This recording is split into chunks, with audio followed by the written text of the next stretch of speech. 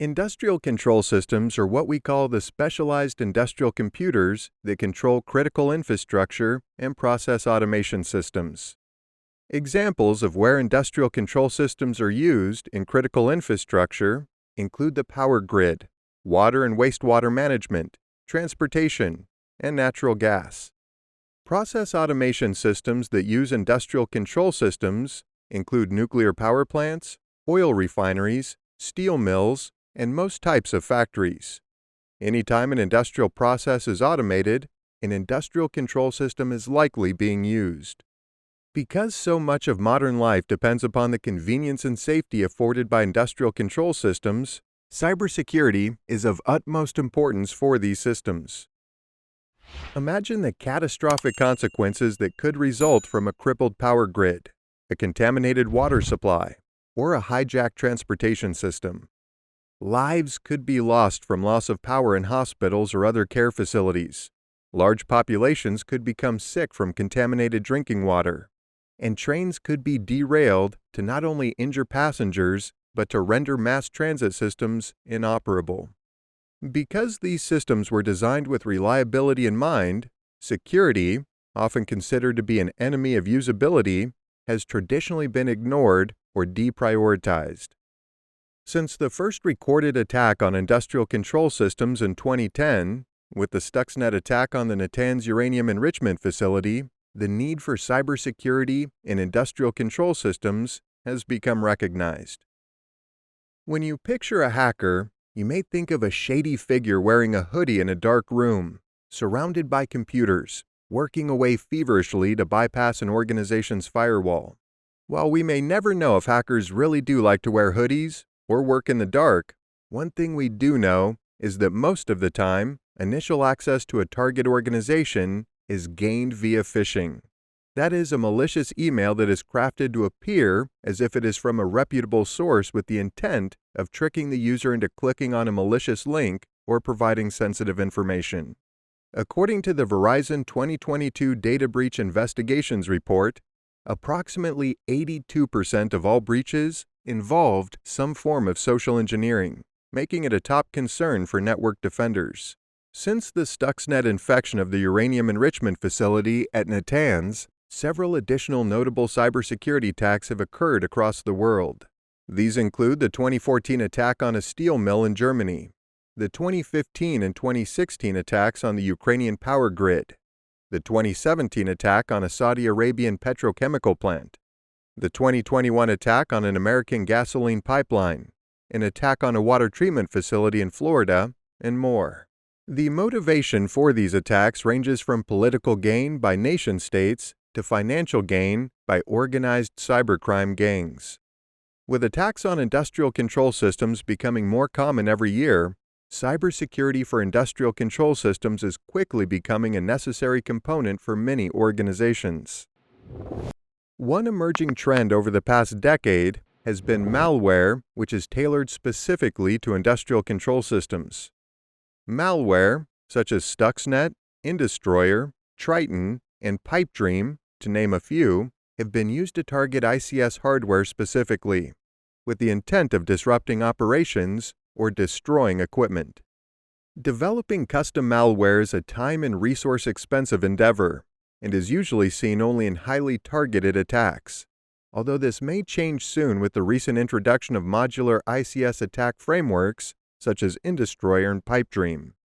More opportunistic attacks on industrial control systems usually involve an attacker manually manipulating ICS components through remote access software such as VNC or TeamViewer, as was the case in the attack on the Oldsmar water treatment plant in Florida in 2021. The effect of a cyber attack on an industrial control system can be particularly devastating, as it affects more than just the digital world. While a ransomware attack on an IT system can cripple an organization, an attack on an OT system has the potential to not only hinder the operations of an organization, but to destroy equipment, disrupt critical infrastructure, and cause loss of life as well. Whereas the primary purpose of IT systems is to access, transfer, and store information, the primary purpose of OT or operational technology systems, is to manage industrial control systems, making them much more sensitive in nature. While there is some overlap between cybersecurity best practices for IT systems and OT systems, there are some special considerations for industrial control systems. While IT systems are often managed using centralized management systems, such as Active Directory, industrial control system components must usually be managed as standalone systems. PLCs, HMIs, and other ICS components usually ship with a default username and password, which are well documented and easy for attackers to guess. Too often, these default passwords remain unchanged, allowing an attacker easy access once they've penetrated the network. Special care must be taken to ensure that default credentials have been changed or removed for each component. The new credentials must then be securely stored in order to prevent an attacker from gaining access to them. Another unique aspect of securing industrial control systems is that endpoint protection software and firewall software typically cannot be installed on these systems. Therefore, a carefully designed network architecture is required to effectively build a wall around these systems to protect them from unauthorized access. This is usually accomplished through network segmentation using firewalls, VLANs, or software-defined networking. In addition to adequately defending your industrial assets, it is important to have an incident response plan in place to determine how you will respond to and recover from a cyber attack, should one take place. This will enable you to quickly and effectively respond to an event and minimize the impact of a cyber attack on your organization. In the IT world, security updates are usually applied on a regular schedule to patch security vulnerabilities. In the OT world, patching is performed far less frequently, if ever. This is often due to the fact that these systems control critical processes, which, if interrupted, could have severe consequences. If a critical vulnerability exists on an ICS device and it cannot be patched, compensating controls should be applied to mitigate the risk posed by the vulnerability. This could be in the form of more strict firewall rules, more robust access control measures to restrict access to only authorized personnel, etc. If patches can be applied to ICS components, they should be tested in a development environment to ensure that the updates will not disrupt the production system. In conclusion, cybersecurity for industrial control systems is critical to defending your organization from potentially catastrophic cyber attacks and is becoming more important every day.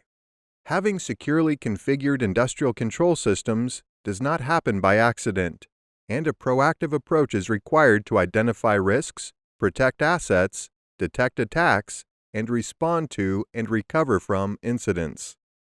Cybersecurity for industrial control systems is a complex and multifaceted topic, and due to the uniqueness of each system, a customized approach to defending your industrial assets is required.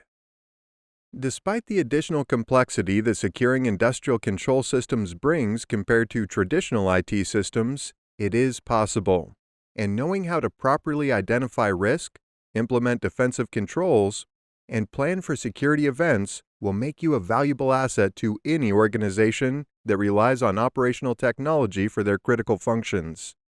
To learn more about securing industrial control systems, be sure to check out the RealPARS courses on this topic.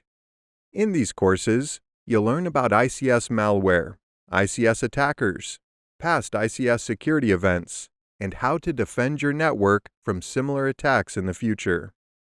Not only will you increase your knowledge and understanding of cybersecurity for industrial control systems, but you'll also receive a certificate indicating that you've completed the ICS Cybersecurity Training course.